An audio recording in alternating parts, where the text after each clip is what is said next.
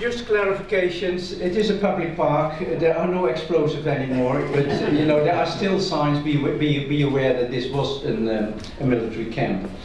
I would now like to ask the ambassador to say a few words and welcome us. Thank you. Good morning, everyone.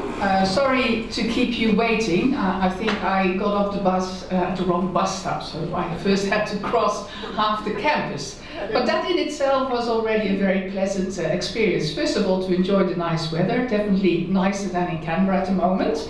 But also it brought me back to my university days, and you know, the surroundings very serene, and just to be able to be in an environment of learning, science, gaining understanding, and I really appreciate opportunities like this weekend to be present, to be part of a symposium, to learn more about the Dutch history here in Australia. Paul already referenced to the Netherlands being the first European country, or the first country from outside Australia, its presence being documented, 1606. And overall, I would say we are aware that the Dutch left many imprints all over the country, but as we will be learning this weekend, there are also many facets of that Dutch-Australian history that are not yet known to many of us. And Paul was very generous in thanking us, the embassy, for its support, but it's really because of voluntary groups like the Camp Columbia Heritage Association and other people involved that we have the opportunity to develop further understanding. As an embassy, we're a relatively small player. Cultural heritage is part of our activities, but we are limited in capacity, we are limited in funding. So we truly appreciate the efforts of Paul and his friends for putting up an event like this, and all the work that has gone into the Camp Columbia Heritage Association. I had the privilege of serving in Indonesia before coming to Australia, and because of that, obviously, I learned more about the history.